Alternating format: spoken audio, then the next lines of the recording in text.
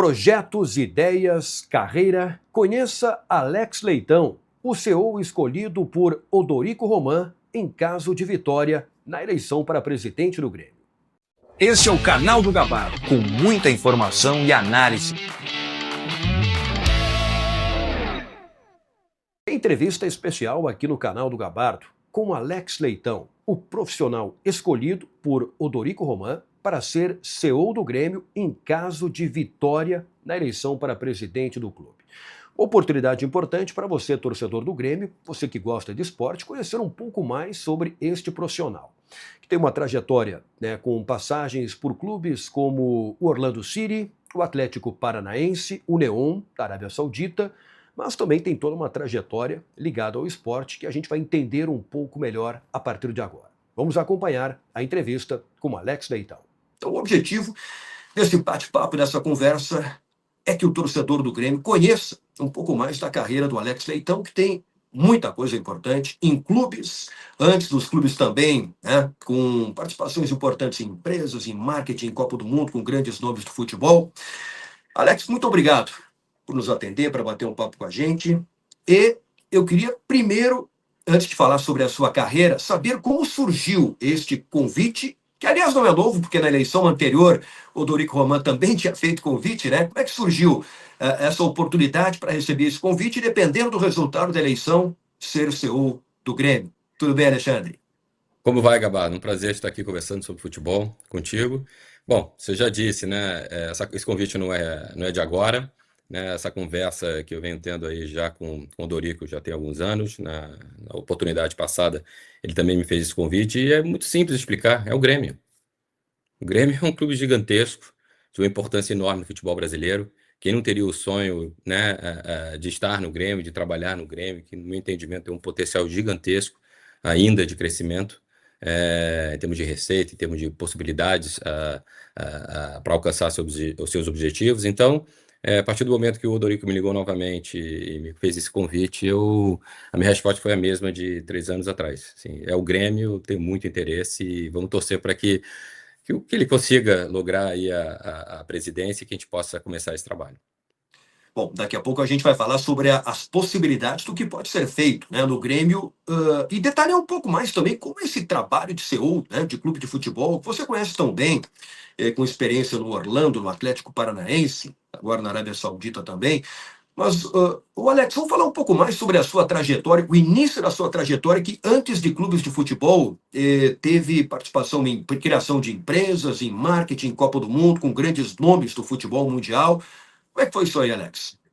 Gabardo, eu trabalho com o futebol há 25 anos, né? Comecei como um patrocinador, alguém que representa uma empresa, no caso a Ambev. Eu trabalhei durante 10 anos na Ambev, na área de marketing, e era responsável pelos patrocínios de seleção brasileira, Kaká e Ronaldo. Depois eu saí da Ambev e resolvi abrir minha agência. Havia ali uma oportunidade de ter uma agência no Brasil com foco em consultoria corporativa.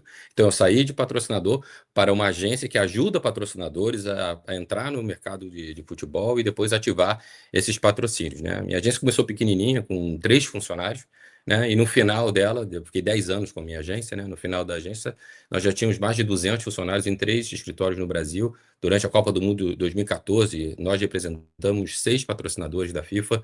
A gente já administrou mais de 100 mil ingressos em hospitalidade. Então, você sai de patrocinador para a agência que ajuda patrocinadores. Fiz gestão também de atletas, trabalhei muito próximo de Kaká e Ronaldo, quando eu tive o convite do Flávio Augusto de vir para os Estados Unidos e começar um projeto de um clube de futebol do zero, num país onde o futebol, enquanto liga, começou em 1996.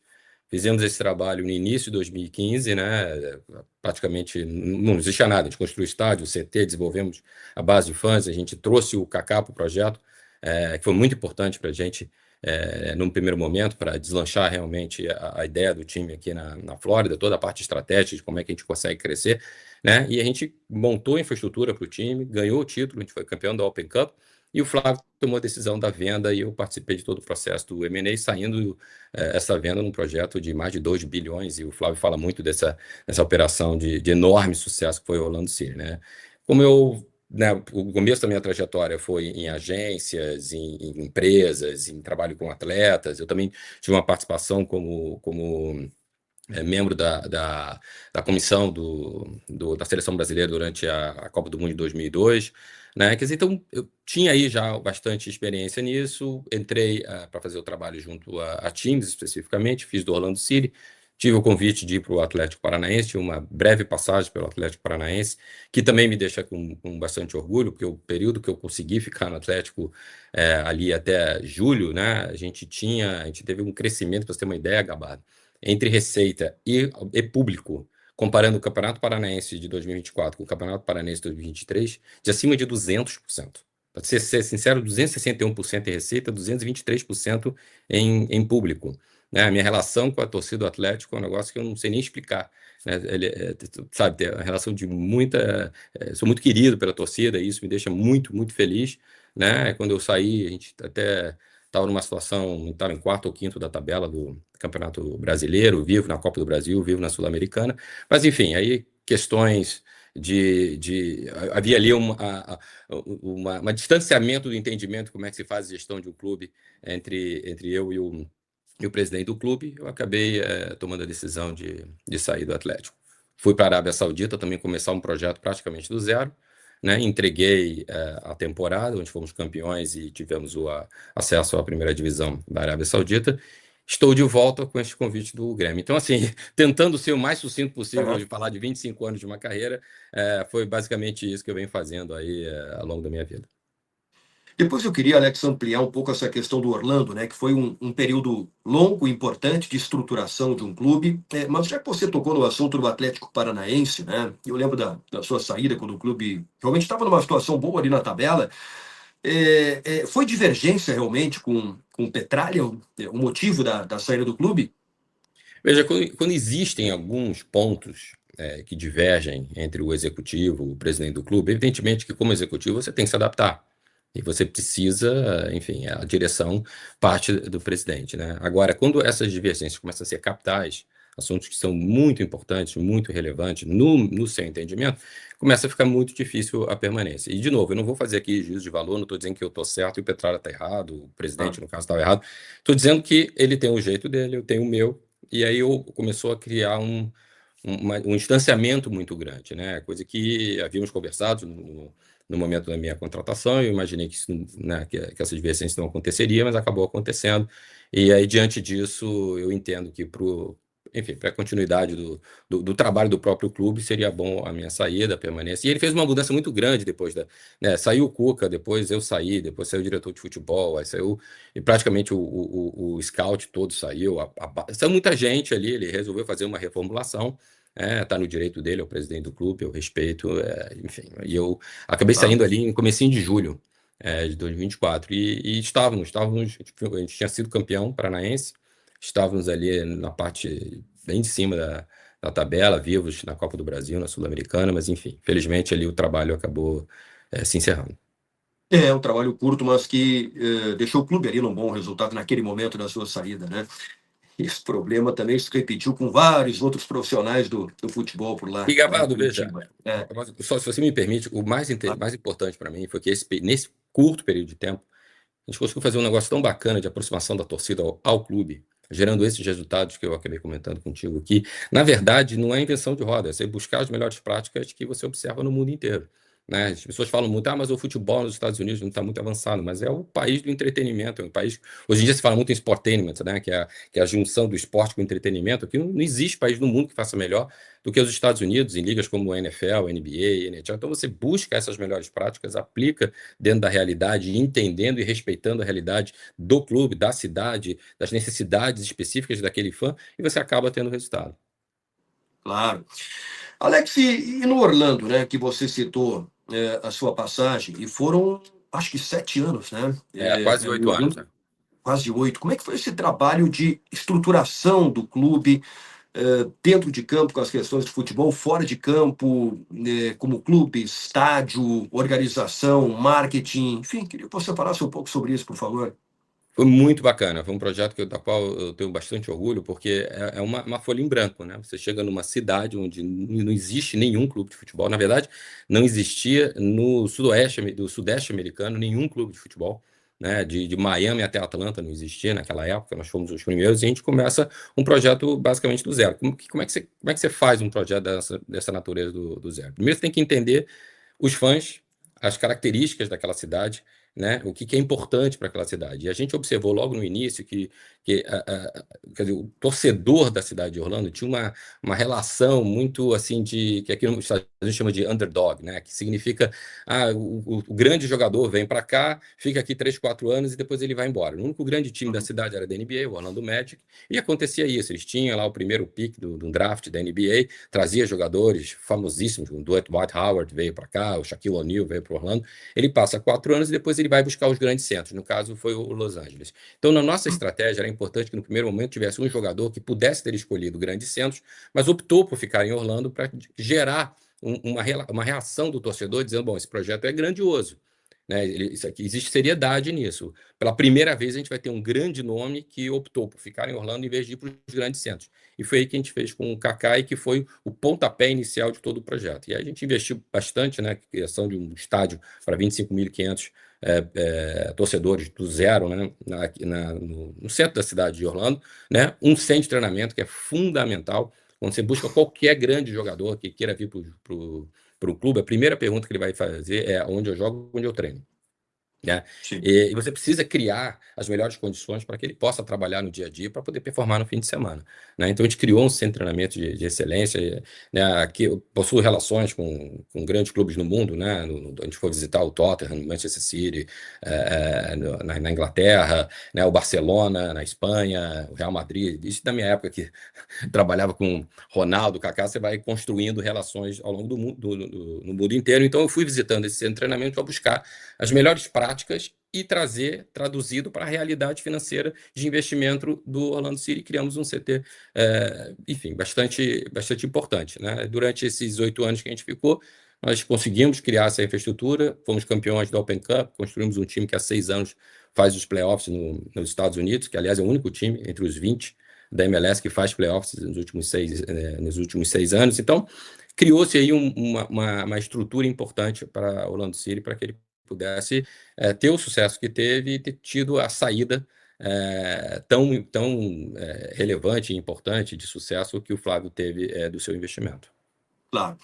Alex, daqui a pouco eu quero perguntar um pouco mais sobre o Grêmio, o que está para aplicar dessas experiências dentro do futebol brasileiro. O Grêmio tem administração da Arena a partir de agora, que é um estádio fantástico, mas deixa eu perguntar sobre essa sua última passagem pela Arábia Saudita.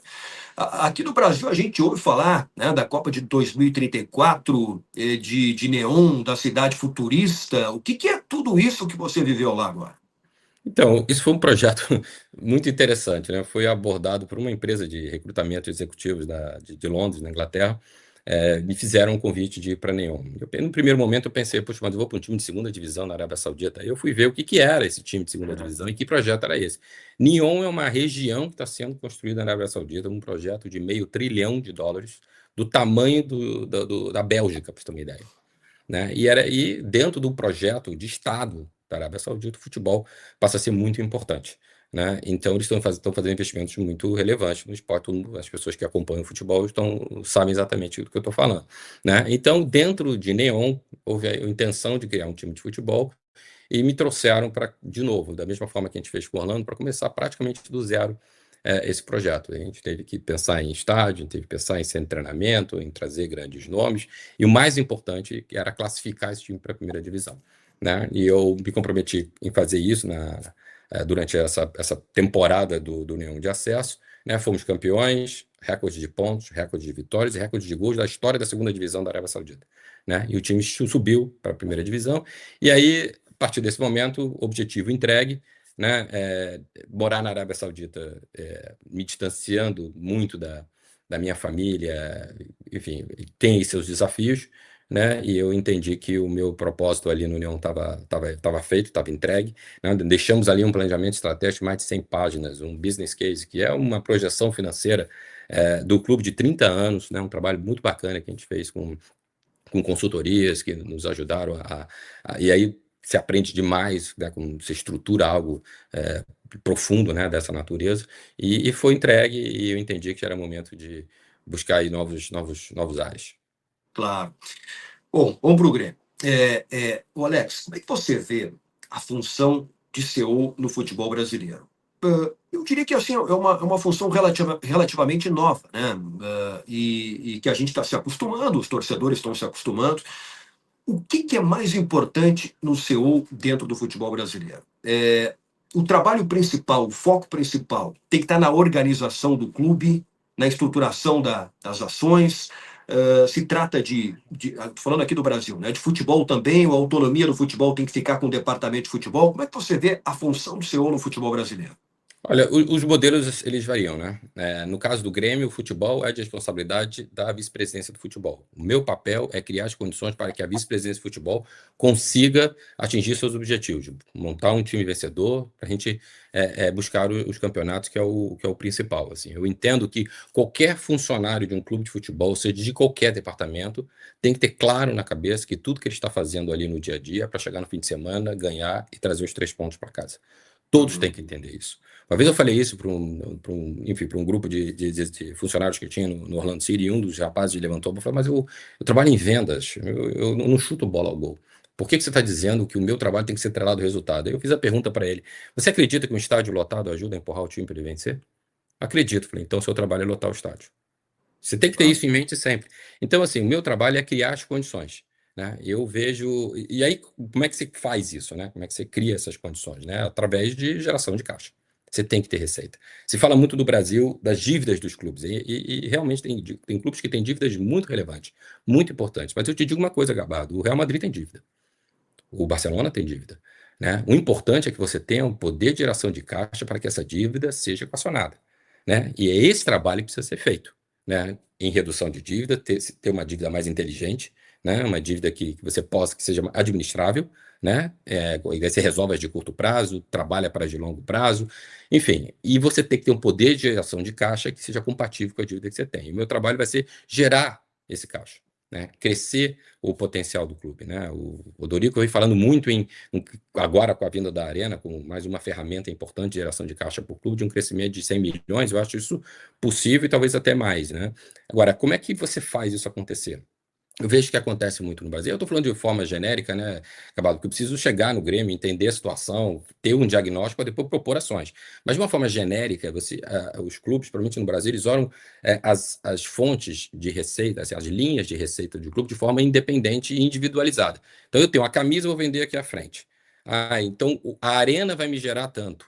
Né? A outra ação que eu vou fazer, o aplicativo, eu vou criar uma área de gamificação, de esporte que vai me gerar tanto. Né? Aqui nos Estados Unidos, a forma como eles trabalham isso, e é muito parecido com na Europa também, é um pouquinho diferente. Porque eles olham o seguinte: eu preciso entender qual é o meu inventário de propriedades. Né? Esse inventário de propriedades se divide em 2 partes, né? O que é a visibilidade e o que é a experiência.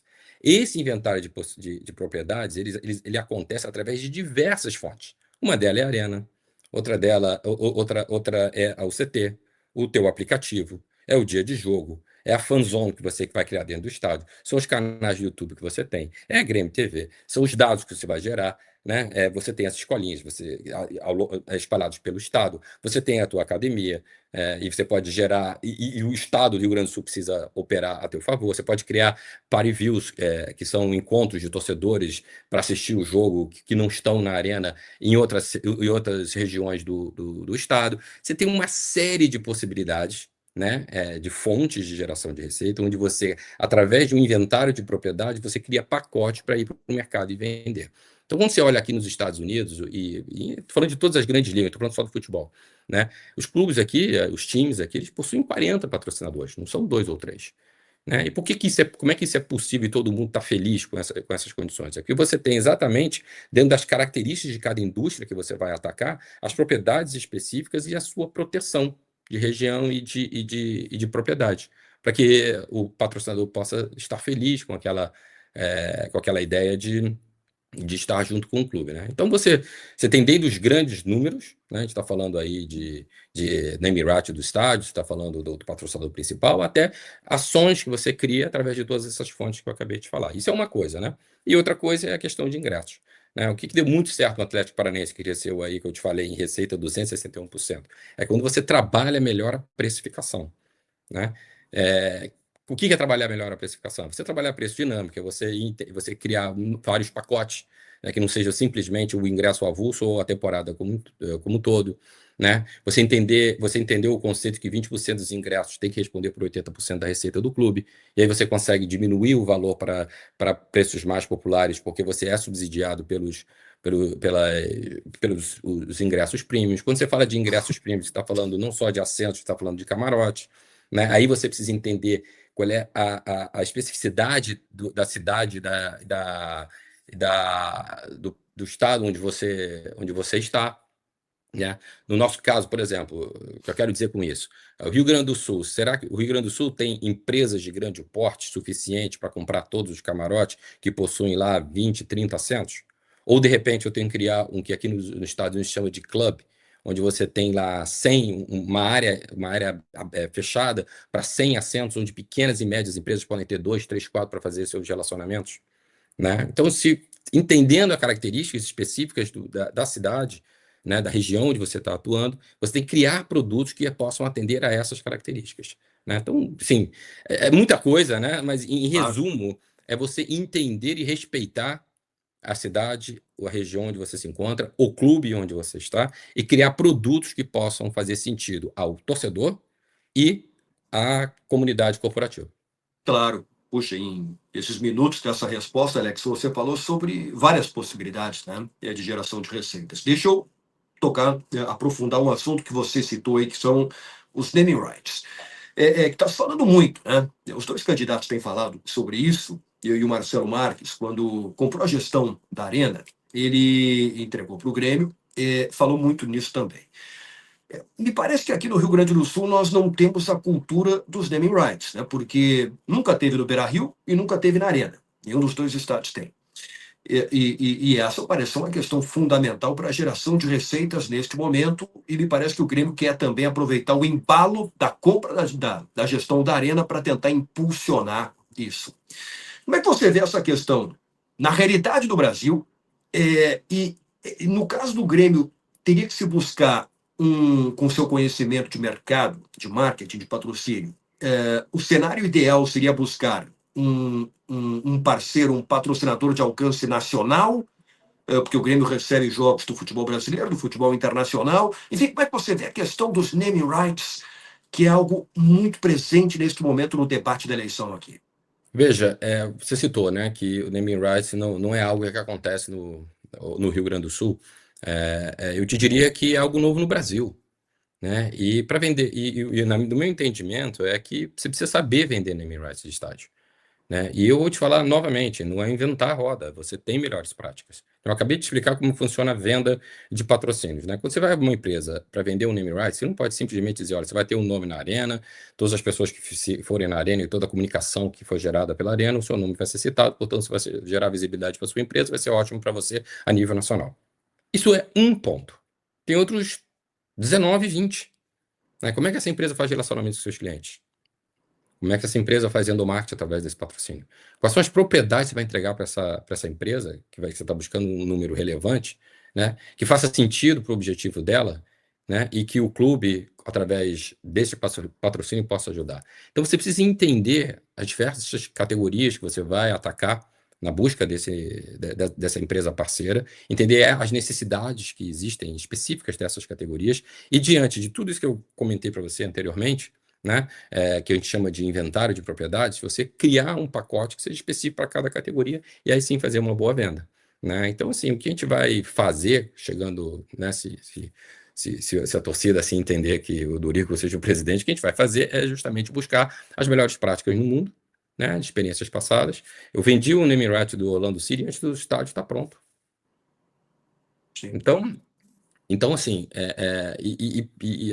o Atlético Paranaense também tinha na Liga Arena, e tem alguns estádios no Brasil que já possuem. A gente vai fazer um trabalho no Grêmio para que a gente possa criar pacotes que façam sentido nas necessidades das diversas indústrias, que são que são as indústrias que mais investem no esporte no país e, sim, buscar esse patrocínio. Eu entendo que um name right no estádio como o do Grêmio, ele tem uma abrangência, ele tem um alcance nacional, né? E, portanto, são empresas grandes, empresas com esse tipo de entendimento, de necessidade que a gente vai atrás.